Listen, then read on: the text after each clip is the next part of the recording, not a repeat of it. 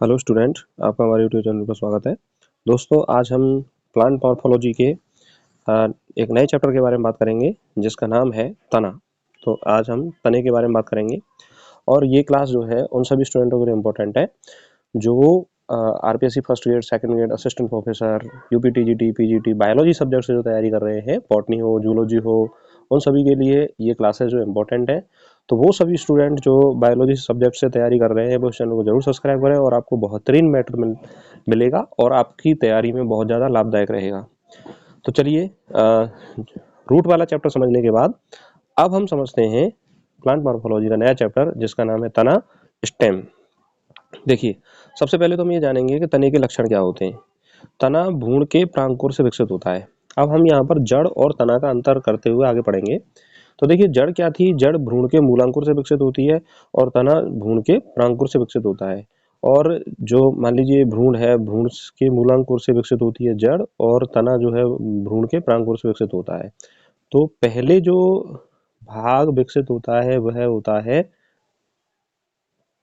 पहले जड़ विकसित होती है और उसके बाद फिर विकसित होता है, सेकंड जो भाग विकसित होता है वह प्रांकुर वाला भाग विकसित होता है जो प्ररोह तंत्र बनाता है। और सबसे पहले जड़ तंत्र का विकास होता है। तो पहले जड़ तंत्र का विकास होता है और उसके बाद प्ररोह तंत्र का विकास होता है। अब देखिए, जड़ जैसे धनात्मक गुरुत्वानुवर्ती होती है तो तना ऊपर की ओर वृद्धि करता है, इसीलिए ऋणात्मक गुरुत्वानुवर्ती होगा। और प्रकाश की ओर वृद्धि करने के कारण, गति करने के कारण यह धनात्मक प्रकाशानुवर्ती होता है। जब प्रारंभ में तना तरुण होता है, प्रारंभिक अवस्था में होता है, किसी भी पादप का आपने देखा होगा, जो भी छोटा पादप होता है वो प्रारंभ में हरा होता है। तो पहला जो तरुण तना होता है वह हरा होता है और बाद में वह काष्ठी और गहरा क्या हो जाता है? भूरा हो जाता है। तने पर एक इंपॉर्टेंट क्वेश्चन है कि तने पर जो शाखाएं होती हैं उन शाखाओं की उत्पत्ति आउटर कॉर्टेक्स से होती है। किससे होती है? आउटर कॉर्टेक्स से होती है। कह सकते हो आप, तने पर शाखाओं की उत्पत्ति एक्सोजेनस होती है, बहिर्जात होती है। तने पर शाखाओं की उत्पत्ति कैसी होती है? बहिर्जात होती है। अब देखिए, बात करें कि तने पर कलिकाएं होती हैं, तो तने पर जो उपस्थित कलिका होती है वह अविकसित होती है और संघनित होती है। तो कलिका जो है वो अविकसित संघनित प्ररोह होती है। तने की जो कलिका है, बड जो है, उसको बड कहते हैं। तने की कलिका अविकसित संघनित प्ररोह होती है। कलिका में कायिक जनन और रिप्रोडक्टिव, यानी कलिका जो है वो कायिक और जननिक दोनों हो सकती है। जननिक का अर्थ होता है कि नए जीव का निर्माण करने में सक्षम, और कायिक मतलब कि कायिक भाग में पाई जाने वाली कलिका। तो कलिका, तने की जो कलिका है वो कैसी होती है? अविकसित संघनित प्ररोह है और यह कायिक भाग में भी हो सकती है और जननिक भाग में भी हो सकती है। तो कायिक भी हो सकती है और जननिक भी हो सकती है। अब देखिए, तने में पर्व पाए जाते हैं और पर्व संधियां पाए जाते हैं। देखिए, एक एग्जाम्पल है कि ये मान लीजिए तना है और इस तने में दो गांठें हैं, तो दो गांठों को कहा जाता है पर्व संधि, जैसे हम नोड कहेंगे। और इन दोनों के बीच का जो स्थान है उसे हम क्या कहेंगे? पर्व। पर्व को इंटरनोड कहते हैं। तो कई बार जो इंग्लिश टर्म है और हिंदी टर्म है उनमें इंटरचेंज हो जाता है, तो उसको आप याद रखें। पर्व संधि को नोड कहते हैं और पर्व को इंटर नोड कहते हैं, क्योंकि नोड के बीच वाला स्थान होता है उसे हम क्या बोलते हैं? इंटर नोड बोलते हैं। अब बात करते हैं सबसे इम्पोर्टेंट पार्ट, जो तने से क्वेश्चन पूछा जाता है कि तने के रूपांतरण क्या क्या होते हैं। तने के रूपांतरण क्या क्या होते हैं? तो सबसे पहले हम तने के रूपांतरण के बारे में बात करेंगे, तने के भूमिगत रूपांतरण के बारे में बात करेंगे। तो तने के भूमिगत रूपांतरण के अंदर चार प्रकार आते हैं: प्रकंद, घनकंद, कंद और शल्ककंद। प्रकंद को राइजोम कहते हैं, घनकंद को कॉर्म, और कंद को ट्यूबर, और शल्ककंद को बल्ब कहा जाता है। यहाँ से क्वेश्चन पूछा जाता है, इसीलिए इसको आप जरूर याद रखें। प्रकंद क्या होता है? देखिए, प्रकंद वह भूमिगत तना है जो मोटा, मांसल और भूमि के समांतर वृद्धि करता है, उसे प्रकंद कहते हैं। और इसमें जो उदाहरण है वह है अदरक का और हल्दी का। अदरक का वैज्ञानिक नाम क्या है? जिंजीबर ऑफिसिनेल। और हल्दी का वैज्ञानिक नाम होता है कुरकुमा लौंगा। तो वैज्ञानिक नाम भी हम याद रखेंगे, जिससे कि मान लीजिए परीक्षा में यदि प्रश्न आएगा तो हम उसको आसानी से कर सकते हैं। तो प्रकंद जो है वह मोटा, मांसल, भूमि के समांतर वृद्धि करने वाला जो तना होता है, भूमि के अंदर जो है वह तना होता है, तो उसे हम क्या बोलते हैं? प्रकंद कहते हैं। देखिए, प्रकंद का एक महत्वपूर्ण गुण होता है कि पर्व एवं पर्व संधियां उपस्थित होते हैं। पर्व संधियों पर सल्क पत्र पाए जाते हैं और नीचे से अपस्थानिक जड़ें निकलती हैं। और यह जो कक्षस्थ कलिकाएं हैं, इनके सल्क पर्णों के कक्ष से कक्षस्थ कलिकाएं निकलती हैं, जिनका कार्य होता है कायिक जनन करना। तो कक्षस्थ कलिकाओं से जो कक्षस्थ कलिकाएं हैं उनसे कायिक जनन होता है तने में, प्रकंद में, अदरक और हल्दी में। दूसरा जो तना है वह है घनकंद। तो घनकंद तना क्या होता है कि इसमें क्या होता है, तने का मुख्य आधारी भाग फूलकर मोटा हो जाता है, मांसल हो जाता है और कठोर हो जाता है। उसे हम क्या कहते हैं, घनकंद कहते हैं। यह भूमि की उदग्र दिशा में यानी वर्टिकल ऊपर की ओर क्या करता है, वृद्धि करता है। और इसमें भी पर्व एवं पर्वसंधियां पाए जाते हैं। घनकंद का इंपॉर्टेंट एग्जाम्पल क्या है, अरबी, केसर, ग्लैडियोलस, जमीकंद। इनको याद रखें आप, एग्जाम्पल ही परीक्षा में पूछे जाते हैं। घनकंद का एग्जाम्पल क्या है, अरबी, केसर, ग्लैडियोलस और जमीकंद। अगला जो तने का उदाहरण है वह है कंद है। देखिए कंद क्या होता है, भूमिगत शाखाओं के अंतिम फूले हुए भागों को कंद कहते हैं। भूमिगत शाखाओं के अंतिम फूले हुए भागों को क्या कहते हैं, कंद। इन पर कक्षस्थ कलिकाएं जो होती हैं उन्हें आंख कहते हैं। जो कंद की जो कक्षस्थ कलिकाएं हैं उन्हें हम क्या बोलते हैं, आंख कहते हैं, जो कायिक जनन में भाग लेती हैं। तो कक्षस्थ कलिका जो है वह कायिक जनन में क्या लेती है, भाग लेती है। और इसका एग्जाम्पल है आलू। आलू का वैज्ञानिक नाम क्या होता है, सोलेनम ट्यूबरोसम। आलू का वैज्ञानिक नाम क्या होता है, सोलेनम ट्यूबरोसम आलू का वैज्ञानिक नाम होता है। और अगला जो भूमिगत तने का जो इम्पोर्टेंट उदाहरण है वह बल्ब, जिसे हम शल्ककंद कहते हैं।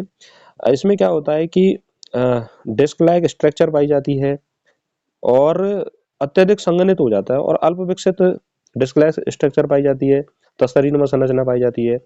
और तना जो है वह अत्यधिक क्या हो जाता है, संघनित होकर तने जैसी संरचना बनाता है, जैसे हम क्या बोलते हैं, शल्ककंद बोलते हैं। बल्ब, बल्ब का उदाहरण क्या है, प्याज है, लहसुन है। तो शल्ककंद इंपॉर्टेंट है, परीक्षा में पूछा जाता है। प्याज और लहसुन, लहसुन, प्याज का वैज्ञानिक नाम क्या है, एलियम सीपा, और लहसुन का वैज्ञानिक नाम है एलियम सेटाइबम। लहसुन का वैज्ञानिक नाम क्या है, एलियम सेटाइबम। तो देखिए लहसुन में एक विशेष प्रकार की आपने गंध को अनुभव किया होगा। तो जो लहसुन में विशेष प्रकार की जो गंध है वह सल्फर एलाइल सल्फाइड से पाई उत्पन्न होती है। किसके कारण होती है, सल्फर एलाइल सल्फाइड से यह उत्पन्न होती है। तो एक बार हम रिवाइज कर दें, प्रकंद के उदाहरण क्या है, अदरक और हल्दी। घनकंद के उदाहरण क्या है, अरबी, केसर, ग्लेडियोलस, जमीकंद। और कंद के उदाहरण क्या है, आलू। और शलकंद का उदाहरण क्या है, प्याज और लहसुन। आगे हम बात करें तने के अर्धवायवीय रूपांतरण के बारे में बात करते हैं। तो तने के जो मुख्य अर्धवायवीय रूपांतरण है वह है ऊपर भूस्तारी, भूस्तारी, अंतः भूस्तारी और भूस्तारिका। Runner, stolon, sucker and offset. तो यहाँ से क्वेश्चन पूछा जाता है और एक एक करके हम सबके बारे में बात करते हैं। देखिए ऊपर भूस्तारी वह तना होता है जिसमें मुख्य तना और इससे निकलने वाली जो शाखाएं हैं वह भूमि की सतह के समानांतर वृद्धि करते हैं, उसे ऊपर भूस्तारी कहते हैं। और इसका उदाहरण है दूब घास, खट्टी बूटी, ब्राह्मी बूटी। तो रनर के उदाहरण क्या है, दूब घास। दूब घास सबसे ज्यादा पेपर में पूछा जाता है, इसको आप याद रखो। रनर का एग्जाम्पल है दूब घास, खट्टी बूटी और ब्राह्मी बूटी। और भूस्तारी का अर्थ होता है, भूस्तारी का अर्थ होता है कि भूमि की सतह की नीचे स्थित जो शाखाएं होती हैं वो क्षैतिज दिशा में आगे बढ़ती हैं और कुछ दूरी पर वृद्धि करने के बाद ये शाखाएं ऊपर की ओर क्या हो जाती हैं, निकल के आ जाती हैं। तो इसका उदाहरण है ड्रेसीना, स्ट्रॉबेरी और फ्रेगेरिया। ड्रेसीना, स्ट्रॉबेरी और फ्रेगेरिया इसके उदाहरण हैं। अब बात करते हैं अंतः भूस्तारी, सकर जिसे हम कहते हैं। इसमें भूमिगत तने के से जो भी पार्श्व शाखाएं निकलते हैं वो तिरछी वृद्धि करते हुए भूमि की सतह के ऊपर निकलकर वायवीय प्ररोह का निर्माण करती हैं और पर्व संधियों से अपस्थानिक जड़ें निकलती हैं, जिससे एक नए पौधे का क्या हो जाता है, विकास हो जाता है। और ऐसा मिलता है पुदीना और गुलदाउदी में। किसमें मिलता है, पुदीना और गुलदाउदी में। और अगला जो अर्धवायवीय रूपांतरण है वह है भूस्तारिका। देखिए भूस्तारिका जो रूपांतरण वो जलीय पौधों में पाया जाता है। इसमें तना छोटा होता है, मोटा होता है और तने पर नॉर्मली जो है वो एक पर्व पाई जाती है। पर्व संधियां ऊपर की ओर पत्तियों का गुच्छ व नीचे की ओर अपस्थानिक जड़ों का समूह पाया जाता है। और इसका जो उदाहरण है वह है जलकुंभी और पिस्चिया। जलकुंभी को क्या बोलते हैं, आइकोर्निया। और आइकोर्निया क्रेसिपिस जो जलकुंभी है उसको बंगाल का क्या कहा जाता है, आतंक कहा जाता है। तो एक बार हम रिवाइज करें, ऊपर भूस्तारी के उदाहरण क्या है, दूब घास, खट्टी बूटी, ब्राह्मी बूटी। और भूस्तारी के उदाहरण क्या है, ड्रेसीना, स्ट्रॉबेरी, फ्रेगेरिया। और अंतः भूस्तारी के उदाहरण है पुदीना, गुलदाउदी। और भूस्तारिका के उदाहरण है जलकुंभी और पिस्चिया। अब हम वायवीय रूपांतरण के बारे में बात करते हैं कि वायवीय भागों में रूपांतरण किस तरह से होता है और तना कैसा पाया जाता है। तो तने का वायवीय रूपांतरण, तने के वायवीय रूपांतरण में पहला जो टाइप है वह है स्टेम हुक का। देखिए जिन तनों में जो कक्षस्थ कलिका है, शीर्षस्थ कलिका है, वो कठोर नुकीली संरचना में, कांटेनुमा संरचना में बदल जाती है तो उसे हम स्टेम हुक या स्टेम थॉर्न कहते हैं। तो देखिए ये जो कांटेनुमा संरचनाएं होती हैं ये सुरक्षा की दृष्टि से होती हैं और इसका उदाहरण क्या है, गुलाब।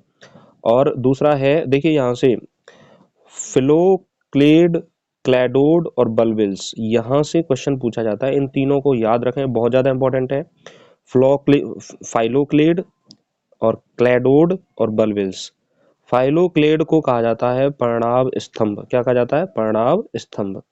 देखिए पर्णाव स्तंभ में क्या होता है कि यदि तना चपटा, मांसल और हरी पत्ती के समान संरचना में बदल जाता है तो उसे हम क्या बोलते हैं?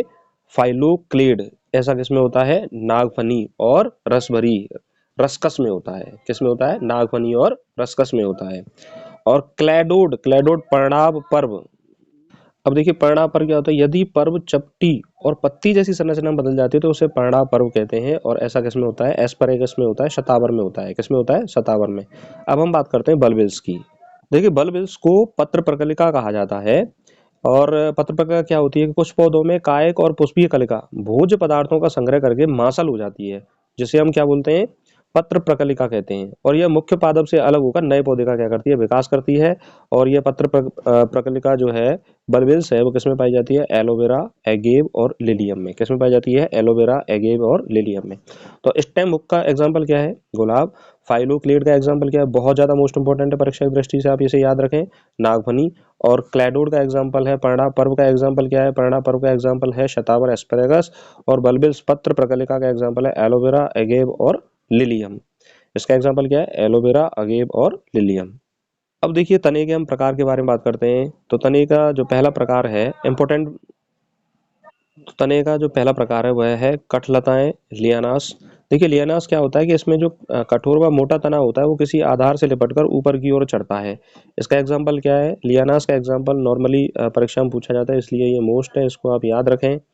बोहिनिया वेलाई और हिप्टेज बेंगालेंसिस। तो बोहिनिया, वहलाई और हिप्टेज बेंगालेंसिस कठलताओं का उदाहरण है। अब हम बात करते हैं दूसरा प्रकार है मूल आरोही, रूट क्लाइंबर। पर्व संधि की अपस्थानिक जड़ों के सहारे जब तना ऊपर चढ़ता है तो उसे मूल आरोही कहते हैं। इसके एग्जाम्पल है पान, जिसे पेपर बीटल कहा जाता है, मनी प्लांट, मनी प्लांट को पोथोस स्कैंडर्स कहा जाता है। और फाइकस प्यूमिला, यानी बरगद वर्ग जो कुल है उसके पादप है फाइकस प्यूमिला, उसके अंतर्गत जो पर्व संधि के अवस्थानिक जड़ों के सहारे जो है वह तना ऊपर की ओर चढ़ता है, उसे हम क्या बोलते हैं? मूल आरोही तना कहते हैं। अब बात करते हैं पर्ण आरोही तने के बारे में। तो देखिए पर्ण आरोही तना जब किसी पत्ती की पर्णवृंत या पर्णफलक तंतु के समान बदल जाए और वह किसी पादप को ऊपर चढ़ने में क्या करे? सहायता प्रदान करे, तो उसे पर्ण आरोही कहते हैं। इसका एग्जाम्पल है क्लीमेटिस और नेपेंथीस। देखिए नेपेंथीस को घटपर्णी पादप कहा जाता है। नेपेंथीस खासियाना एक पादप है जिसे हम घटपर्णी पादप कहते हैं। हुक आरोही, देखिए यदि कोई तना नुकीले हुक के सहारे ऊपर की ओर चढ़ने का प्रयास करता है तो हुक आरोही कहते हैं। और ऐसा किसमें पाया जाता है? बेगोनिया में पाया जाता है। हुक किसमें पाए जाते हैं? बेगोनिया में पाए जाते हैं, जैसे हम अंकुश कहते हैं। हुक जो है वो ऊपर की ओर थोड़े मुड़े हुए रहते हैं। प्रतान आरोही, प्रतान आरोही यानी कि जब तने में पतले धागे स्प्रिंग जैसी संरचना का निर्माण होता है तो उसे हम प्रतान कहते हैं। देखिए इस तरह की स्प्रिंग जैसी संरचना, और इसके सहारे वह किसी पौधे से या किसी सहारे से लिपटकर ऊपर की ओर जब तना चढ़ता है तो उसे प्रतान आरोही कहते हैं। ऐसा किसमें मिलता है? जंगली मटर, अंगूर और एंटीगोन में। जंगली मटर का जो वैज्ञानिक नाम है वह है लेथायरस एफेसिया।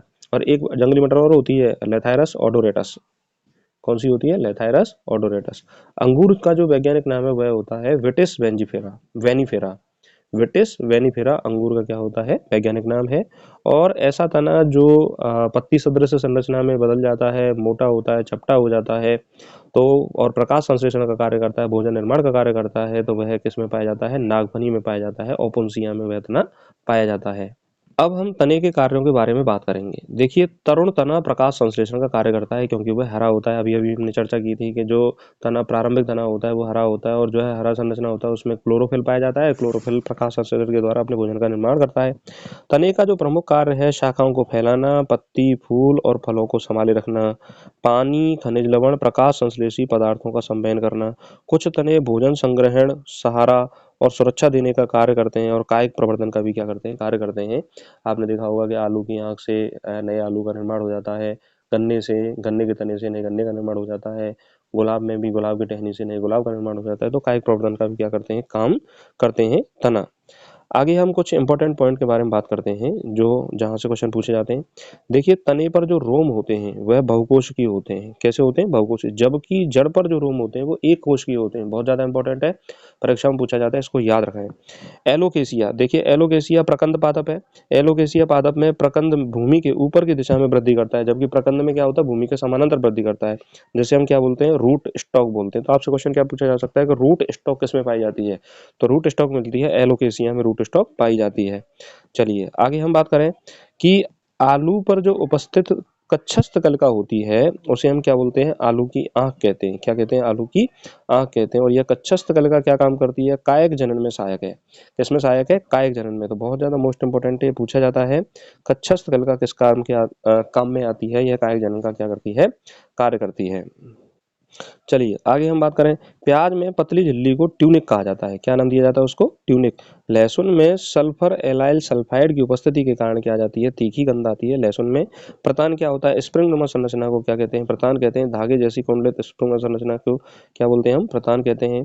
अब देखिए यहाँ पर एक विशेष डिफरेंस है, कंटक यानी कांटा और हुक में क्या अंतर है? देखिए कांटा जो है तने पर सीधा होता है और हुक जो है वो थोड़ा मुड़ी हुई संरचना होती है। कांटा ज्यादा नुकीला, नुकीले दोनों ही होते हैं, लेकिन ज्यादा नुकीला क्या होता है? कांटा होता है, लंबा होता है और पतला होता है। इन दोनों का उद्देश्य तने पर उपस्थिति का कारण है, सुरक्षा है। अब हम बात करते हैं कि हुक क्या है और तना क्या है। तो कांटे को थॉर्न या स्पाइन कहा जाता है, जिसे कंटक कहते हैं। जब शीर्षस्थ या कक्षस्थ कलिका कठोर व नुकीली संरचना बदल जाती है तो उसे थॉर्न कहते हैं। ऐसा किसमें मिलता है? बोगनविलिया, नींबू, अनार, बेल और करौंदा में ऐसा मिल पाया जाता है। मोस्ट है, आप इसको याद रखें। बोगनविलिया, नींबू, अनार, बेल और करौंदा में पाया जाता है। हुक किसमें पाए जाते हैं? तने पर उपस्थित मुड़ी घुमावदार संरचना जो आरोहण मतलब ऊपर चढ़ने में और सुरक्षा का कार्य करती है, उसे हम क्या बोलते हैं? हुक कहते हैं। और हुक मिलता है गुलाब में और स्माइल एक्स में। इसमें मिलता है गुलाब में और स्माइल एक्स में हुक पाया जाता है।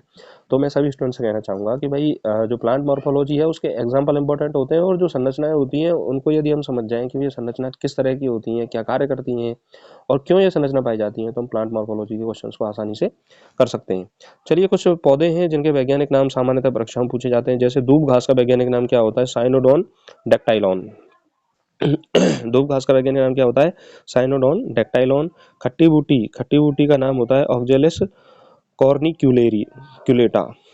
खट्टी बूटी का क्या होता है? ऑक्जेलिस कॉर्निक्यूलेटा खट्टी बूटी का वैज्ञानिक नाम होता है। ब्राह्मी बूटी का नाम होता है सेंटेला एसिएटिका। एसियाटिका ब्राह्मी बूटी का नाम होता है। और गुड़हल का वैज्ञानिक नाम होता है हिबिस्कस रोजा साइनेंसिस। तो दूब घास का नाम क्या है? साइनोडोन डेक्टाइलॉन। खट्टी बूटी का नाम है ऑक्जेलिस कॉर्निक्यूलेटा। और ब्राह्मी बूटी का नाम है सेंटेला एसिएटिका। और गुड़हल का नाम है हिबिस्कस रोजा साइनेंसिस। तो इस तरह से दोस्तों हमने जो तने से संबंधित इंपॉर्टेंट भाग हैं, अब देखिए चाहे आप कोई भी परीक्षा दे रहे हो, सेकंड ग्रेड दे रहे हो, टीजीटी दे रहे हो, पीजीटी दे रहे हो, या फिर फर्स्ट ग्रेड दे रहे हो, असिस्टेंट प्रोफेसर की परीक्षा दे रहे हो, तो नॉर्मली जो क्वेश्चन आपको पेपर में देखने को मिलेगा वो इन्हीं एग्जाम्पलों से और यहीं से आपको क्वेश्चन देखने को मिलेगा। और बहुत सारे स्टूडेंट क्या है कि बहुत ज़्यादा परेशान रहते हैं कि बायोलॉजी की क्लास जो है वो कहाँ से प्राप्त होंगी। तो आप इस चैनल को जरूर सब्सक्राइब करें और बेल आइकन को दबा दें, जिससे कि आपको जब भी बायोलॉजी की क्लास आपको या कोई भी क्लासेस जो है आपसे संबंधित है तो वो आपको मिलती रहेगी। और यदि सिलेबस अब शुरू हो गया है तो वो बहुत अंत तक चलेगा, इसीलिए आप इस चैनल को जरूर सब्सक्राइब रखें। और आपको ये क्लास कैसी लगी कमेंट करके जरूर बताएं कि किस तरह की ये क्लास है, किस तरह का आपको कंटेंट लगा है। यदि आपको ये अच्छा लगा है तो चैनल को सब्सक्राइब करके अपने दोस्तों से जरूर शेयर करें। और बायोलॉजी की तैयारी करने वाले जो भी अभ्यर्थी हैं वो निश्चित रूप से जो भी आपको मैटर दिया जा रहा है उससे बहुत ज़्यादा आपको क्या होगा? लाभ होगा। और इसीलिए आप बहुत बेहतर ढंग से पढ़ते रहें, अच्छे पढ़ते रहें और आगे बढ़ें। इसी के साथ नमस्कार, धन्यवाद।